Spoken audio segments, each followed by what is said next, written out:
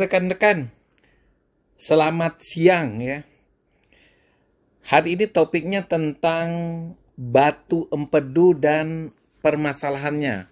Jadi bagi rekan-rekan yang mungkin memiliki penyakit batu empedu, itu harus mengerti tentang apakah batu empedu itu mengalami infeksi ataukah tidak. Jika batu itu tersumbat dan rekan-rekan tidak melakukan terapi yang baik, maka bisa menimbulkan komplikasi berupa sepsis, yaitu infeksi yang berat yang bisa saja mengancam jiwa seseorang.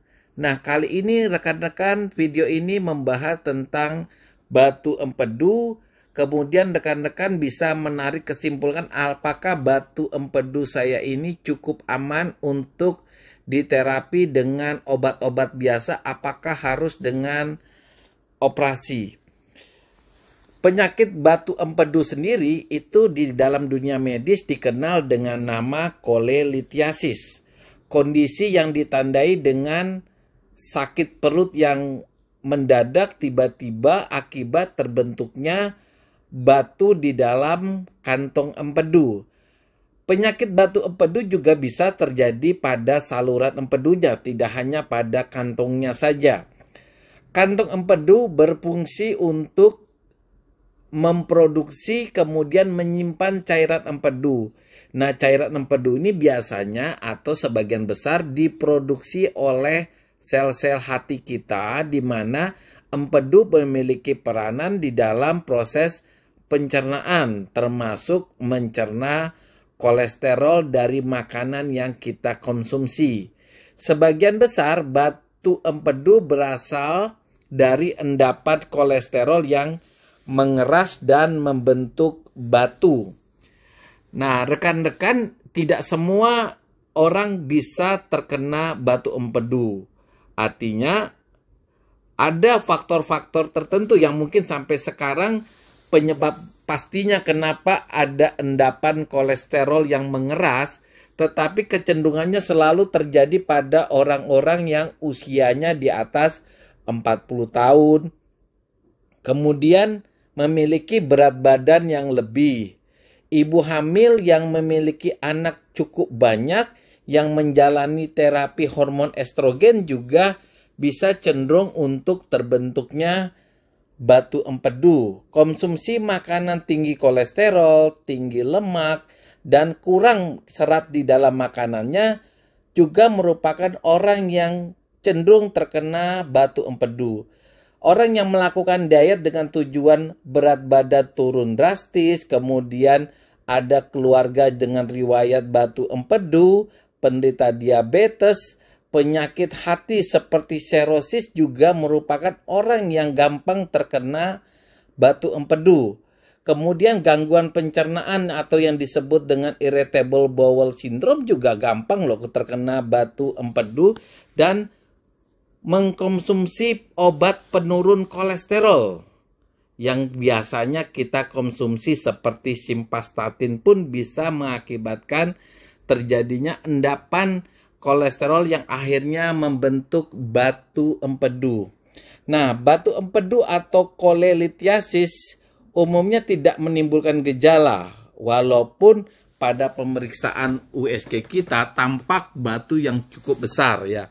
Namun gejala dapat muncul jika batu itu menyebabkan sumbatan ya pada saluran empedu. Jadi kalau batunya ada di dalam kantong empedu walaupun ukurannya cukup besar, biasanya bersifat asimptomatik.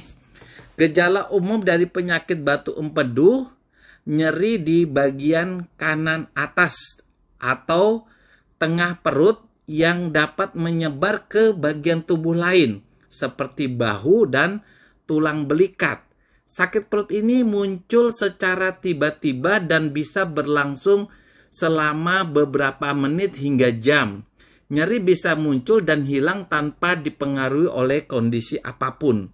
Di samping sakit perut, gejala lain yang muncul akibat penyumbatan saluran empedu adalah seperti mual misalnya, muntah, sakit maag, perut kembung, hilang nafsu makan, dan diare. Untuk mendiagnosa batu empedu itu memang cukup sederhana ya. Biasanya kita melakukan pemeriksaan USG, kemudian CT scan, MRI, atau IRCP. Nah, ditemukannya batu empedu dengan pemeriksaan-pemeriksaan itu tidak langsung pasti penyebab nyerinya pasti karena batu empedu. Jadi kita pastikan apakah batu itu menyumbat saluran empedu atau sudah komplikasi baru dia menimbulkan keluhan. Kadang-kadang batunya cukup aman di dalam kantung empedu, tidak menimbulkan keluhan apa-apa. Ternyata kita menderita keluhan yang cuma sakit mah biasa. Cuma kebetulan lah di hasil USG-nya ditemukan adanya batu empedu. Nah, pengobatan batu empedu itu tergantung ada tidaknya gejala ya. Pada pasien yang tidak memiliki gejala, maka penanganan medis tidak perlu dilakukan karena batu empedunya dapat keluar bersama-sama dengan empedu, kemudian melalui kotoran dia bisa keluar. Namun dokter tidak akan membicarakan soal pengeluaran batu empedunya ya. Artinya yang secara alami dokter tidak akan bahas pada video ini. Ketika muncul keluhan gejala, terutama nyeri di perut kanan atas yang kita tekan itu nyeri sekali, biasanya pasiennya menghindari penekanan pada perut kanan atas, maka biasanya itu sudah terjadi sumbatan pada saluran empedunya. Nah, inilah yang biasanya kita harus melakukan tindakan operasi. Dan operasinya itu ada dengan menggunakan alat laparoskopi, ada juga yang kolestestomi terbuka. Itu tergantung dokter bedahnya ya. Biasanya ada indikasi, misalnya kalau kita melakukan operasi terbuka itu pada pasien yang hamil, kemudian mengalami obesitas, kemudian letak kantung empedunya sulit terjangkau dengan alat laparoskopi, sehingga biasanya menggunakan operasi terbuka. Sedangkan obat-obatan biasanya memang kurang efektif, tetapi jika belum ada keluhan atau keluhannya tidak terlalu berat, bisa kita menggunakan obat yang kita sebut dengan ursodeoxycholic acid ya, dalam bentuk tablet ya, yang kita bisa gunakan dan butuh waktu 6 sampai 12 bulan untuk melarutkan sebagian besar daripada batu empedu itu. Batu empedu dapat muncul kembali jika konsumsi obatnya ternyata dihentikan. Obat hanya dapat digunakan untuk batu empedu yang disebabkan oleh kolesterol.